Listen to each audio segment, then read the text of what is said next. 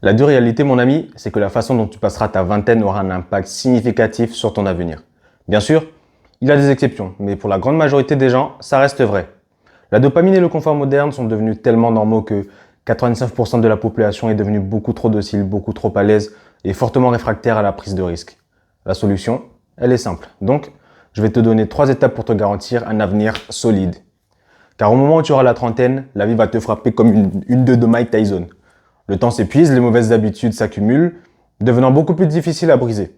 Si tu n'as pas pris soin de ta santé, cela te rattrapera et tu perdras du temps. Si tu n'as pas lancé un business pour ceux qui y pensent, tu devras fournir beaucoup plus d'efforts pour sortir de ton emploi actuel, ce qui te fera encore une fois perdre du temps. Combien de choses peut-on réellement apprendre si l'on passe toute sa vie à faire la même chose tous les jours durant 50 ans? Bien sûr, on a tous des engagements comme la maison, le travail, éventuellement les enfants pour certains. Et encore une fois, ce n'est pas le cas de tout le monde. Si tu es dans la trentaine, ne te décourage pas. Fais juste face à la réalité. Car tu devras fournir beaucoup plus d'efforts sur une période beaucoup plus longue qu'une personne qui vient d'entrer dans sa vingtaine. C'est comme ça. Mais tous les jeunes là, je vous vois, je suis en train d'essayer de vous saucer depuis tout à l'heure. Attention parce que vous êtes victime du conditionnement social. En d'autres termes, tu pourrais ne même pas avoir réalisé le piège dans lequel tu es en train de t'enfermer d'ici que tu atteignes tes 25, 26 ou 27 ans. Tu pourrais ne pas avoir regardé cette belle vidéo, la vidéo d'une autre personne comme moi, essayant de te conscientiser sur la vie que tu n'as même pas encore commencé à vivre. Ta vie. Un autre piège bien connu, c'est la création de dopamine à travers le divertissement. Là, on est tous tombés dans le genjutsu, car c'est ce vers quoi nous nous tournons naturellement. Lorsque tu t'ennuies, dans le bus ou je sais pas, où va ton attention? Sur ton téléphone, parce que tu n'as rien d'autre à faire. Tu scrolles, tu regardes, blablabla. 5 minutes plus tard, tu te retrouves en train de regarder un chat qui joue dans une boîte en carton. Et bien sûr, il y a tout le confort moderne du quotidien, comme les jeux vidéo, Netflix, ou plein d'autres choses qui créent de la dopamine bon marché et qui font que les gens ne veulent plus s'aventurer dans l'inconnu, ne veulent plus découvrir de nouvelles choses, ne veulent plus trouver de nouvelles opportunités et tout simplement prendre conscience de leur full potentiel. Non, toi t'es là vendredi soir, tu préfères Netflix and chill avec ton petit date Tinder. Tout ça pour t'endormir devant la télé en plus. Heureusement, la solution, elle est simple, mais pas facile. La première étape consiste à améliorer ta condition physique. La plupart des gens avec qui j'ai parlé et que je prends comme modèle ont toujours entretenu leur corps sous forme d'exercice physique. Je vais moi-même à la salle de sport. Mais fais le sport qui te plaît, fais ce qui te passionne. Si ton truc à toi c'est le lancer de courgettes bulgares, vas-y, fonce, fais juste de l'exercice. Et d'ailleurs, je ne vais pas à la salle de sport pour la gonflette, ou les minettes comme diraient certains, mais essentiellement parce que la salle de sport t'apprend spécifiquement que tu dois faire des efforts pour obtenir quelque chose. Elle t'apprend que rien n'est dû. La salle de sport, c'est littéralement l'opposé de la mauvaise dopamine.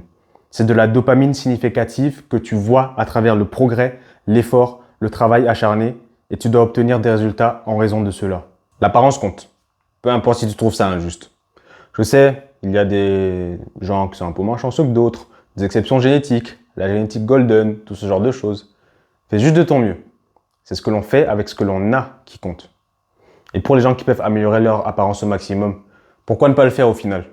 Attirer l'attention, c'est la première étape pour pouvoir montrer sa valeur. Alors, tu dois attirer l'attention des gens à travers ton apparence, ton comportement et la façon dont tu te présentes au monde. Et puis, c'est là que les gens découvrent vraiment qui tu es, tes compétences et tout ce qui suit. Et si tu n'es pas présentable et bien dans ta peau, tu te prives de pas mal d'opportunités dans le monde. Les gens te respectent simplement davantage quand tu es soigné et qu'ils voient les efforts que tu as fournis dans la construction de ton corps. Même si tu as la tête de requin dans le foot de rue. Si tu as fait les efforts nécessaires, les gens le reconnaîtront. Et tu attireras plus facilement l'attention des personnes du niveau supérieur. Bien sûr, il y aura un moment où la vanité pourra nuire à ton estime de soi.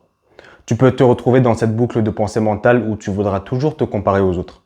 Mais c'est normal, lorsque l'on vit avec un but précis, de se comparer aux autres. Et cela peut être surmonté grâce à une pratique de pleine conscience.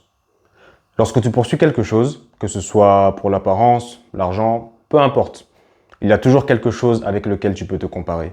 Lorsque tu avances et que tu fais des progrès, c'est là que la vraie souffrance naît. Elle naît du désir et tu dois apprendre à la gérer.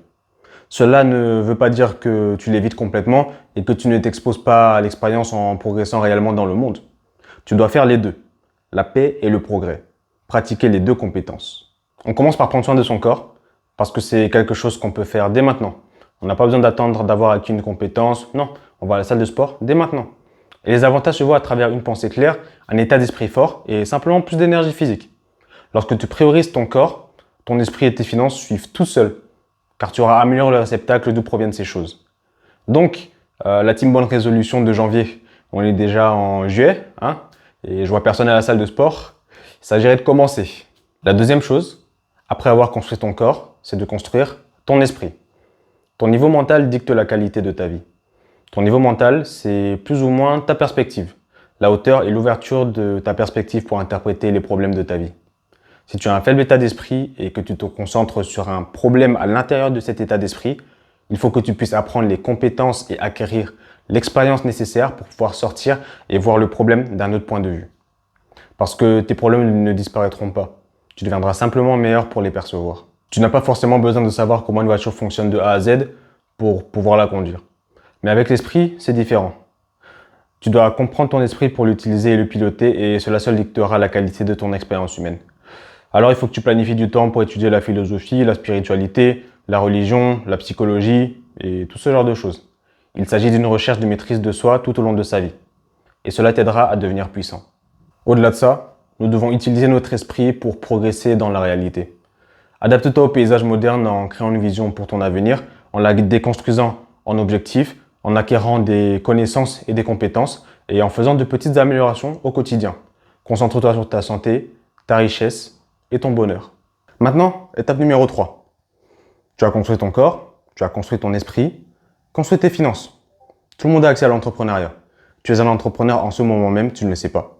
Parce que tu as forcément une valeur à apporter et tu peux l'apporter à un certain groupe de personnes.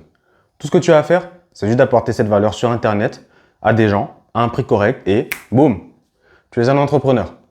Et oui, il faut que tu libères ton esprit des croyances limitantes sur ce que les gens pensent de l'entrepreneuriat et simplement commencer à enfin contribuer à la société en étant payé à le faire. En aidant les autres, c'est ainsi que tu crées et que tu as le contrôle sur le mode de vie que tu as envie d'avoir.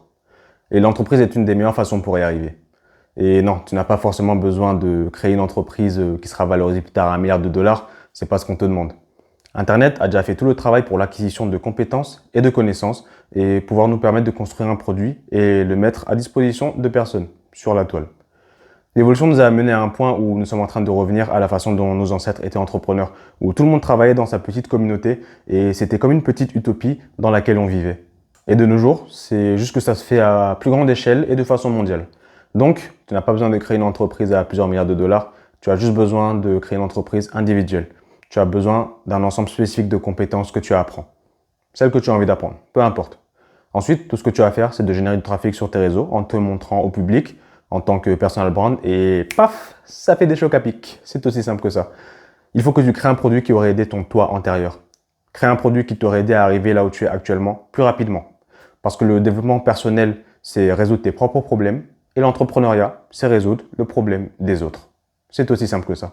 Alors, si tu résous un problème que tu as dans ton quotidien et que tu crées un outil pour t'aider, je sais pas, par exemple un planificateur pour ta semaine, tu te dis je vais simplement créer un outil et s'il marche pour moi, je vais simplement le vendre aux autres. Fixe-toi un objectif, trouve un problème que tu as, apprends à le résoudre, documente comment tu l'as résolu, dissèque-le en un processus reproductible et ensuite donne-le à d'autres personnes qui ont envie d'être aidées comme toi ou qui veulent être à ton niveau. Tu fais ça hors ligne, ça s'appelle de la croissance. Tu fais ça en ligne, ça s'appelle avoir un business. C'est tout. Alors mon ami, si actuellement tu es dans ta vingtaine, pour en tirer le meilleur parti, réalise ton potentiel en prenant conscience du bourbier dans lequel tu t'es enfoncé, parce que c'est juste le reflet de notre société actuelle. Ton temps est précieux, s'il te plaît, ne le gaspille pas. Donc, construis ton corps, construis ton esprit et construis ton business. Merci à toi d'avoir regardé cette vidéo. Si jamais elle t'a plu, n'hésite pas à poser ton petit like, abonne-toi à ma chaîne, laisse un petit commentaire. Et moi, je vous dis à bientôt. Ciao!